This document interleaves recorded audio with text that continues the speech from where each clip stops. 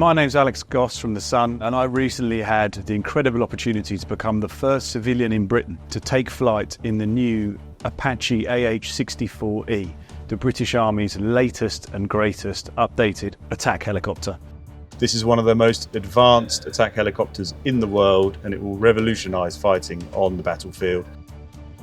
This 9-ton monster can now hit 186 miles an hour. It's got 2 upgraded General Electric engines. It's produced by Boeing now as an aircraft. However, these engines pump out close to 4,000 horsepower. While the previous ones were no slouch, they've now been able to upgrade the transmission so every single one of those horsepowers can be unleashed, which makes the manoeuvrability of this aircraft off the charts. This aircraft is designed to fly in all conditions, day or night. It can see in the dark, it can see through a sandstorm, and they typically now fly so low it's below the tree line. The sensors are so good now they can detect 250 targets instantaneously on the battlefield.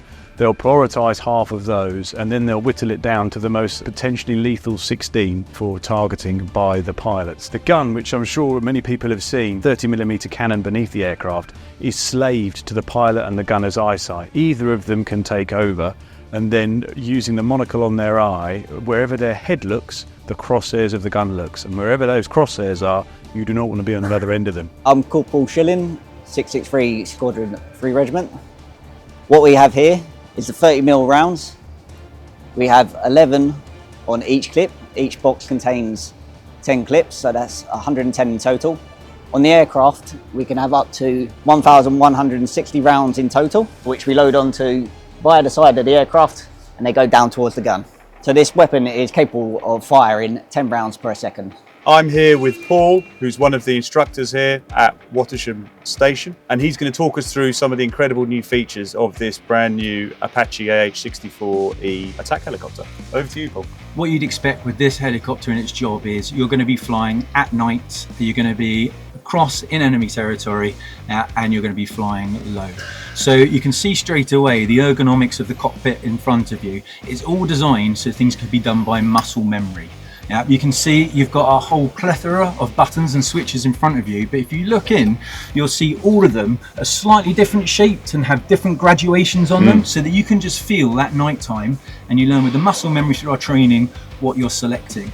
Those controls are not only set up for the specific weapon and sight systems, but also on your flying controls, you have a whole host of the same sort of switches and switchology that allow you to control the systems while you're flying the aircraft.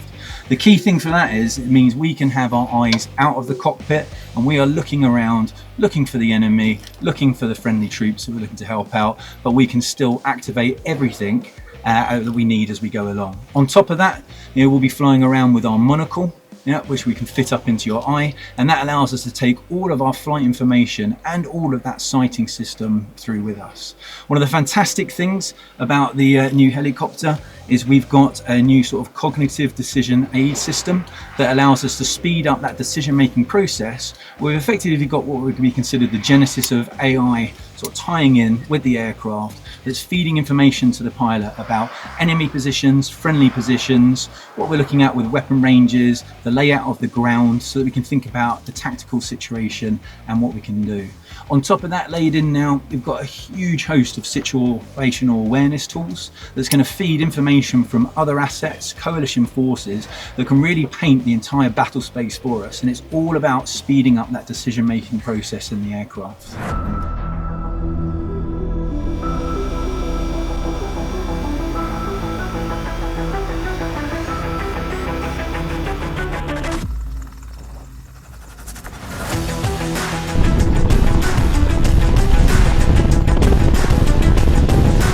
For security reasons, we couldn't film inside the cockpit during my flight to Watersham. However, the Army did provide excellent footage of it in the Highlands and on Salisbury Plain, and even conducting the Remembrance Day flypast over Bury St Edmunds Cathedral in Suffolk.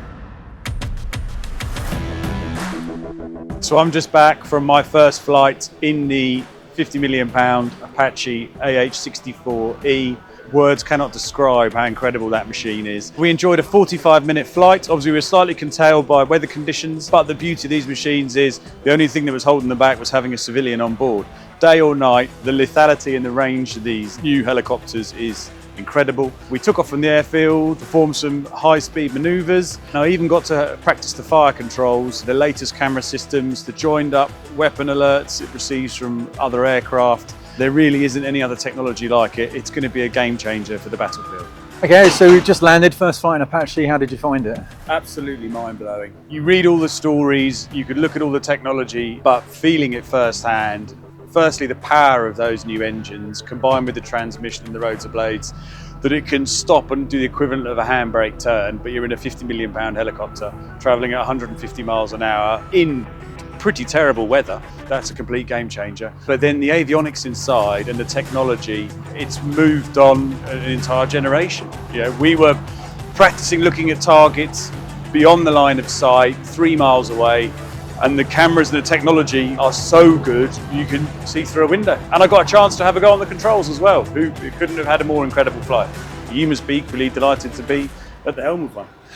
Yeah, I completely agree with you. As you said, the new systems, you know, you tie in that, as we said, we've got this cognitive decision aiding system, and that just speeds up our reaction times. And when we think about, you know, helicopters and any kind of armed conflicts, we sort of look at our equipment and we think, what's the survivability, what's the reach, and what's the lethality? And the new changes in the Echo, our comm system means our reach. You know, we've got beyond line of sight communications, bringing situational awareness from all over the place, survivability, we've got redundancy after redundancy, and then the lethality, I think you've seen for yourself. You know, we went out, we looked at some targets, we brought those out, we looked at the range that we could see them out to, even in this weather, and we did some simulated strikes, sort of deep in enemy territory, able to sort of do that effect and enable other assets then to move forward. So combined with that, as you said, the agility that we saw at the start of the flight. I didn't have to use my sick bags, thankfully. yeah, it's always good, isn't it? Yeah. So no, as you said, you saw when we were as heavy as we are, how manoeuvrable we are. So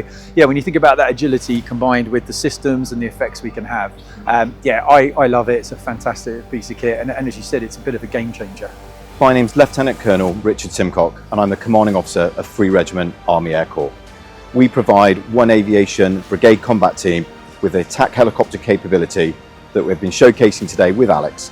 It's been a fantastic opportunity to showcase the capabilities of this world-leading helicopter and the skills and dedication of the engineers, ground crew and pilots that fly the aircraft.